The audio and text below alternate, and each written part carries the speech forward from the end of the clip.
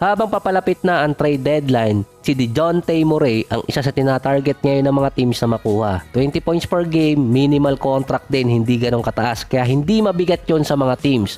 Ang isang team naman na gustong kumuha sa kanya, Lakers. Dumating pa yung isang gusto siyang ibalik sa San Antonio.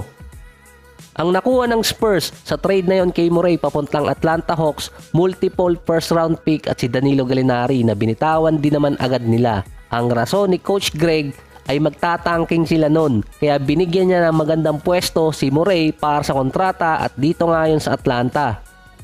Sa report na yon, ang gustong pumunta ng San Antonio si Trae Young. Ang nakalagay sa report, open ng Atlanta na i-trade ang kanilang mga players, pero sinabi nila doon na untouchable si Trae Young at yung isa pa nilang forward si Jalen Johnson. Ang gusto ng Hawks makakuha ng malaking package. Ang sinabi pa doon, open ang kampo ni Trae Young na makipag-partner kay Victor Wembanyama sa San Antonio. Sa sinabing hindi nila iti-trade si Trae Young, depende kasi yun sa team. Katulad ng kay Jokic, Giannis, Tatum, Brown, Embiid, Butler, Adebayo, sama ko na si Booker. Ang mga players na yon nakapasok na or papasok na sa third time ng kanilang kontrata. Si Trae Young mayroon pang 3 taon na may expire yun. At kapag pumasok siya sa kanyang ikatlong kontrata, around $60 million per year ang pwedeng patakan nun, na yung team hindi pa ulit nakakarating na mas malalim sa playoffs. So mas malaking pera yung ilalabas nila kay Trae Young kumpara kung iti-trade nila ngayon na mas malaking package ang makukuha nila kasabay pa ng trade dito kay Murray.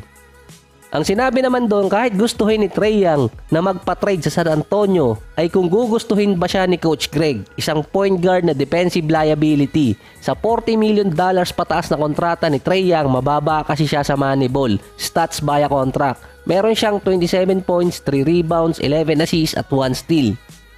Sa unang tingin, mataas naman talaga yon. Pero sa points, kailangan niyang tumira ng mahigit 20 attempts bago siya maka 16 points. At least 9 attempts sa 3-point area bago siya maka 9 points. Sa assist naman, meron siyang 11 per game. Pero 4 na turnover din siya kada game. Sa top 10 ng mga players ngayon na may mataas na attempts, si Trae Young pang number 9 sa buong liga. So total to mula sa field. Sa 3-point area naman, number 3 siya. Pero sa listahan kasi na may efficiency rating na mataas, si Trae Young pang 119. So mababa siya doon. Kaya nga kailangan tumira ni Trae Young bago siya makascore ng mataas. At hindi kasama doon kung mataas yung field goal percentage niya. Ngayong taon din so far, leader siya sa turnovers. Meron siyang 4 per game. Malaki yun para sa isang point guard.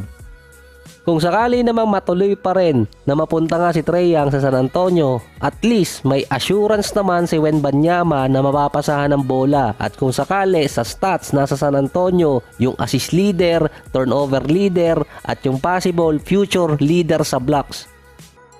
Si D'Angelo Russell naman nasa trade rumors ngayon sa Lakers. Mababa di umano ang value niya para sa $17 million na kontrata at hindi makakakuha ang LA ng isang impact player kung siya ang gagamitin nilang trade asset. Yung kontrata ni D'Lo tradable pero hindi ganong kataas ang value niya bilang player. Bumaba din ang average niya sa 14 points, 2 rebounds at 6 assists per game. Si Austin Reeves na ngayon ang third leading scorer ng Lakers.